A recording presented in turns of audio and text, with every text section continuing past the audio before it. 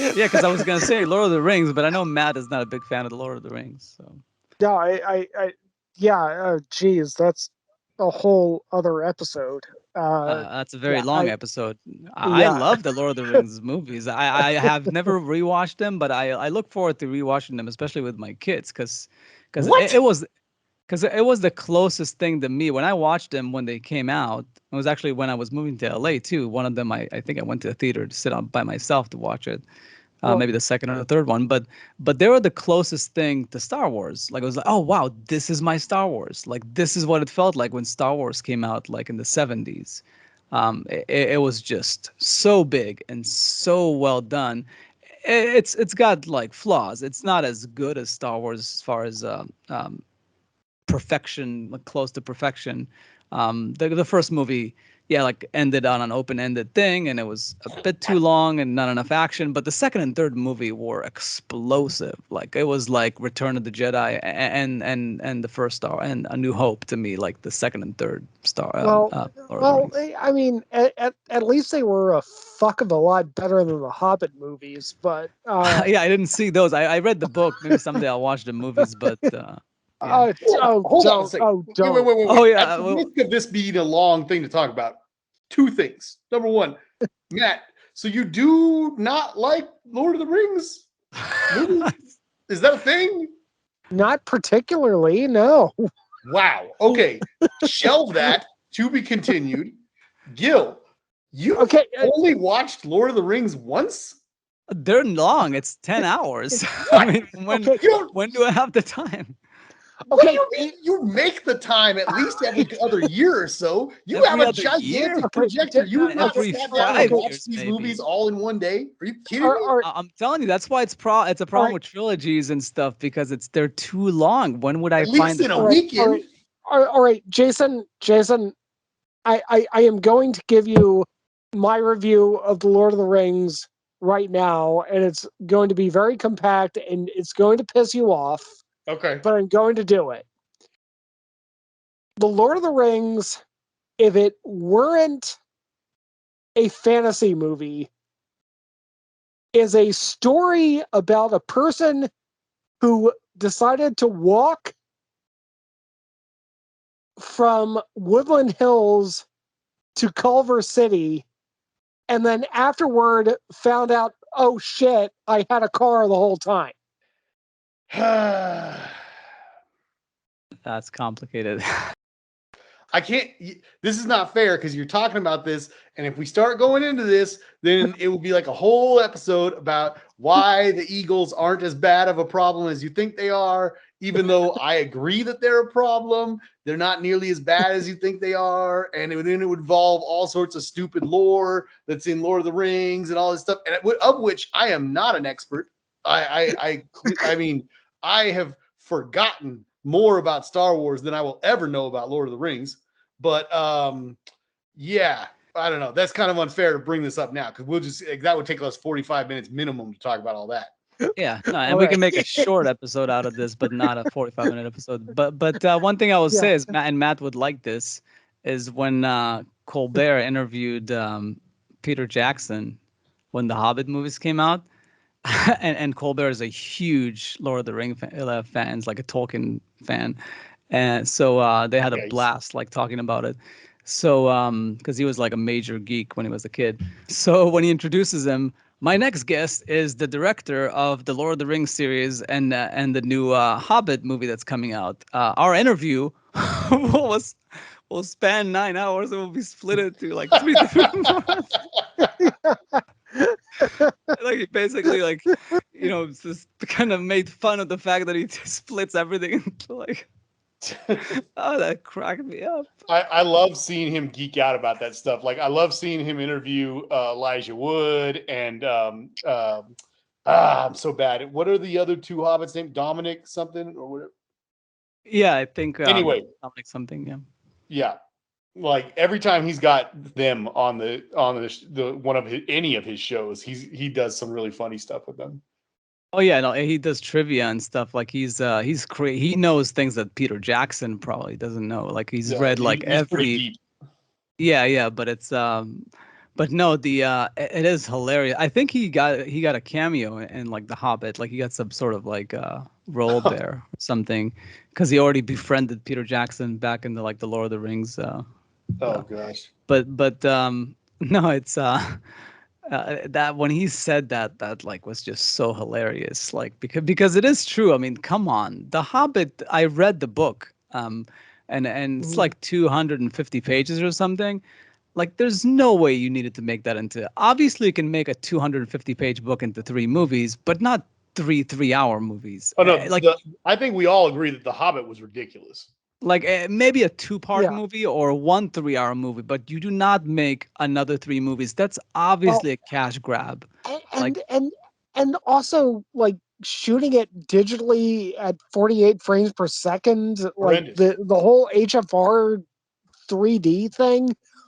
I mean, that was just like eye bleed yeah, if nothing visuals. I else, mean, like I it's left. awful. I lost some respect for him for sure, because I feel like maybe he got pushed by the studios because they He just money. absolutely did. Yeah, yeah, because I feel like if for artistic integrity, if you're gonna make 3 movies of 3 books that are very long, then you make one movie out of one short book. Like you Yeah, do, Yeah. you find a way to make that work. You condense the book enough so it's one cohesive 2.5 hour movie, not even 3 hours. Because then you have like a really nice saga. Because then people can watch The Hobbit and then watch the 3 movies, and you have this really nice, like the Hobbit is a setup for what's going to happen once Gandalf revisits Bilbo when he's Yeah. like when he's older.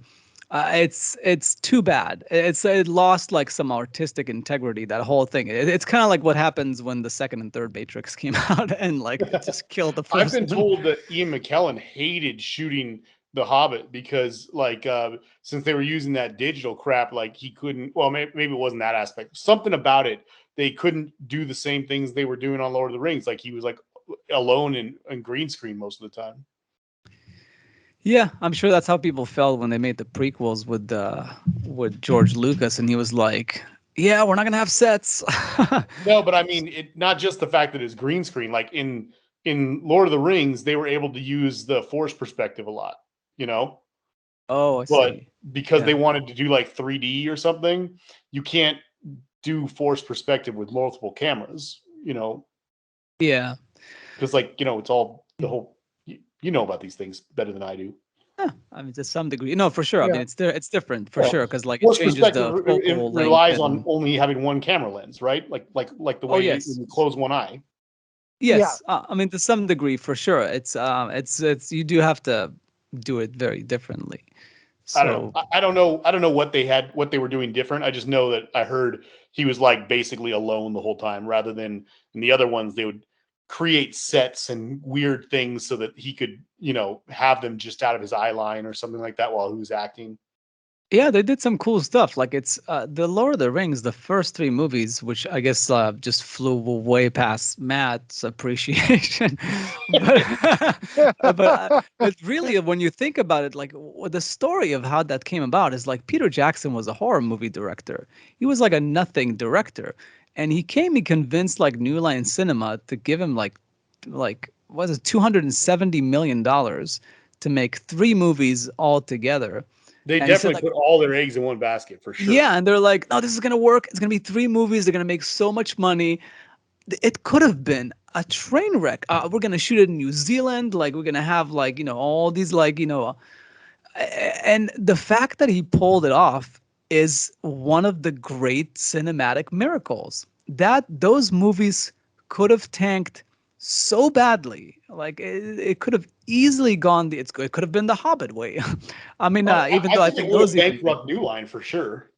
Yeah, like exactly. That was a huge gamble. Just as far as cinema history, this should be taught in film schools, Of like course. later on, like in years from now. Maybe now they're teaching it, but the balls that he needed to I have. mean, I think if you've seen the Yeah. Frighteners and the Feebles and Dead Alive, I think you can know what kind of talent he has. But I mean, you know, like I I, wouldn't have trusted him with it.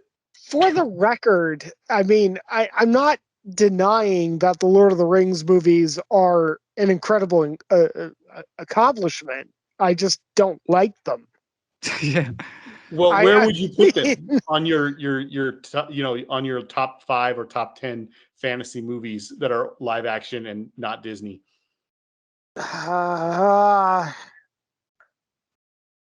Okay. Fantasy movies. Okay, yeah, they're probably in the top 10.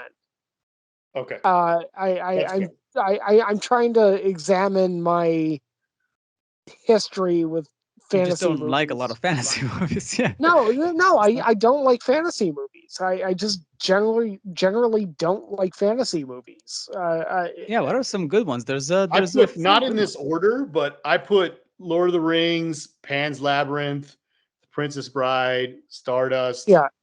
The Fall, City of Lost Children. Yeah. I like Big Fish, but I don't think it's nearly as good as those 5 I just mentioned. Yeah, Big Fish. I mean, and Tim Burton in general, there's a few. I mean, Edward Scissorhands. Oh, pretty good. Yeah, I mean, I Yeah. love Edward Scissorhands. And there's a few other ones.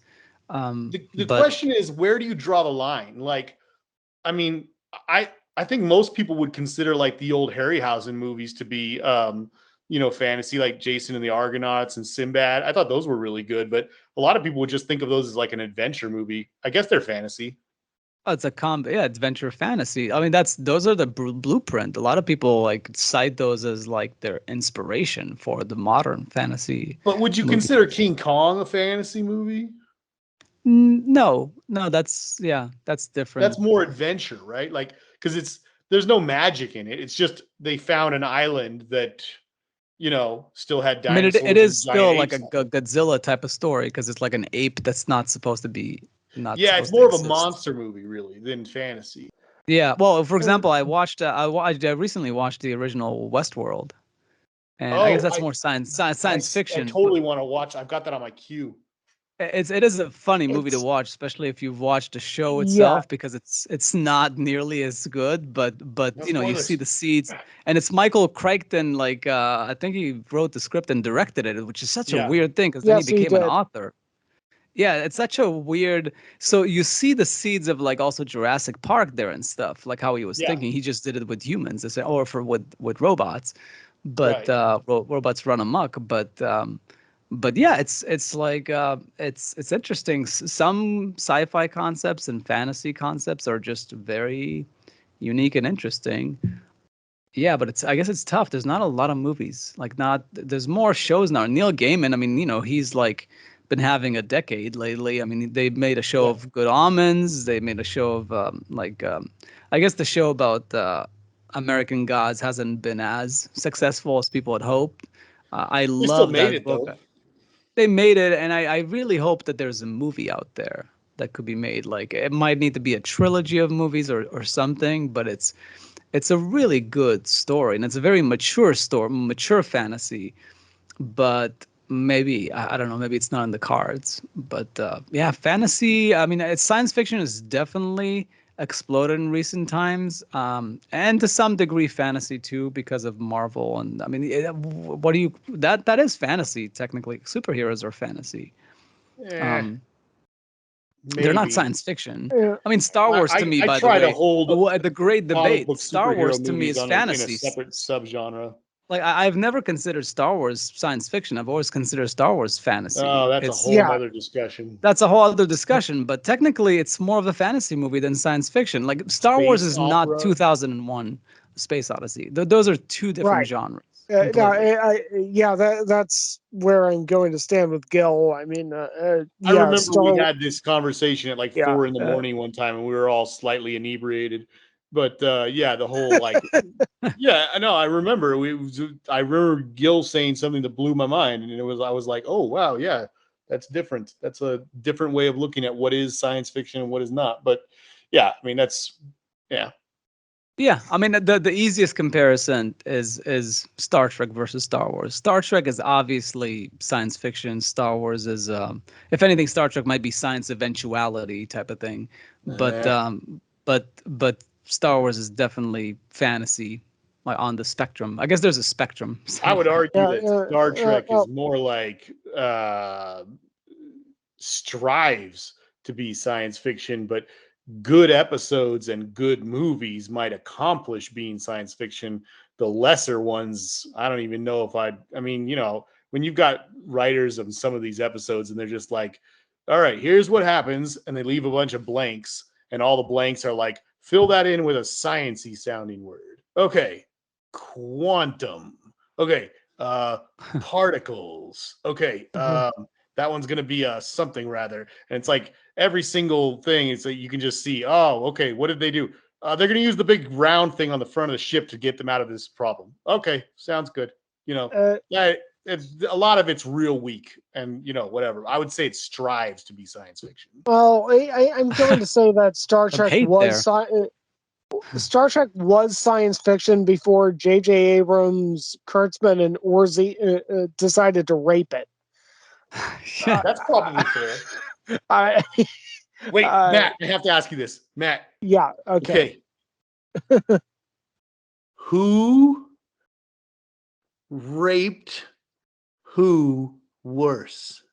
The list of people you just said with Star Trek, or Spielberg and Lucas with Indiana Jones 4? I had a feeling you were going there. Yeah. The moment I heard the Easily- word when he rape, said it, I got the picture of the South Park episode with Oh no, Indiana yeah, Jones. with the bent word over the rape, table I was machine. already there. Yeah, Yeah. if you're gonna rape a movie, there's only one scene to think about, and it's the South No, Park. yeah, no, easily Abrams, Kurtzman, and Orsi. I mean, they took a franchise that's 57 years old and turned it into complete shit in like with a snap of a finger. Like they just got the money and said, "Hey, screw it. We're just going to retcon everything and turn this into a steaming pile of shit. We're going to tell you that everything that you've watched since the 1960s is irrelevant now because we're going to change the entire timeline. We're going to change everything that these characters are. We're going to change everything that you've ever learned about this universe, and we're going to give you a major fucking middle finger and just say, ha, now we've got the power. So shut the fuck up, and we're going to show you this. We're going to show you this bullshit. Yeah, no, I mean, Sounds a little bit like the mouse in Star Wars. The mouse? Disney. Oh, the mouse in Star Wars. Yeah, yeah. No, Yes, not the but mouse I would in also Star Wars. The mouse and the mouse the Star Wars franchise. and the Star Wars. Oh yes. But I would also say you can say the same thing about Lucas and the prequels and the animated show that came after the prequels. Lucas I has don't know this about thing. that. He often defended the prequels by saying, like, you know what? But today's kids, they really got into the prequels more so than the adults that grew up on the original Star Wars. And I always thought, like, yeah, but that's not an excuse. Like I do feel like that the kids of that generation, they're actually like almost toddler age. I feel like the prequels, they really did. I feel like Star Wars, when it first came out, didn't only appeal to kids; it appealed to young adults. Where the prequels almost exclusively really engaged kids, not really the young adults. That's where the difference is. So you've still changed what Star Wars was. It's not okay as long as some people like it in a different age group. Same thing with Star Trek. If now the Star Trek universe is action movie fans and action TV show fans, or science fiction fans, but not smart science fiction fans, you've changed you've changed the audience. Like you've basically it's a different audience, and you've done that because you want to bring along the diehard fan and add more fans, basically, especially in the Star Trek situation. So just admit that you've changed what it is to make it a wider appeal, and we'll call it a day, and then we can choose whether to watch it or not.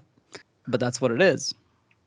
It is one of those things where, I do follow a few of the Star Trek pages on social media, and I am going to be as condescending as humanly possible here, but if you read the Star Trek pages on social media, it's like reading Flowers for Algernon backward.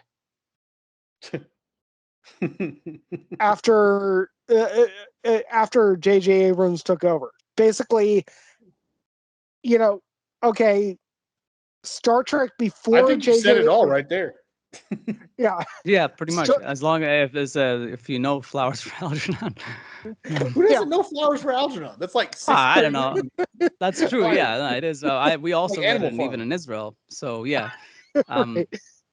But yeah. I can't even begin to comment on everything you guys just said. If we start talking about the Star Wars prequels, and we'll be It'll here go on. past midnight. I can't. Yeah. No, we should definitely wrap it up. But one thing yeah. I will say is, like, back when who's his face? The last person to really run a Star Trek show really well, Ronald D. Moore. Like he said, when he was a young writer, like up and coming in like the Next Generation show, and back when Roddenberry was alive, I think he was there when Roddenberry was alive, and he said they would write scripts in the writers' room, and they would go to Roddenberry and they would pitch the episode to him, and this is one of the best like stories ever about Roddenberry. Is he told him, so what's the episode about? Well, this happens and this happens and then that happens. Like, no, that's the plot. What is it about? And that's it. Yeah. That's all he needed to tell him. Like, we're telling stories that have something to say. We're not just telling stories for the sake of telling stories. J.J. Abrams, mostly, I think there's some inkling of substance in his movies. There's emotions of humans, and you can relate to them. But as far as saying something, as far as trying to get to something, a truth about humanity, or that's just not there. And that was even lost when what's his name, Braga, or like who came right after Ronald D. Moore, but really he took like even TNG, like in the later seasons, and kind of like already went there. He went the JJ route and made it all about fancy science fiction stuff without actual substance. But Ronald D. Moore and of course the people that came before, like that, they really got it. They just got it, and they did it really well on Deep Space Nine, on obviously TNG, some on Voyager, but Voyager is when I think Braga took over, and it just was less and less of that. Brendan Braga was definitely instrumental in the whole gimmicky portion of Star Trek, and I've been saying it for years that Star Trek is basically the Bible for atheists. You have parables, you have moral stories. It's a discovery process, and that's why Star Trek Discovery is so bad, because it's not a discovery process. It's supposed to be a series of parables. And Star Trek Deep Space Nine kind of deviated in that it did have a multi-seasonal arc and a storyline, but still within that, they had episodes like, The Pale Moonlight, and The Trouble with so, True crossover.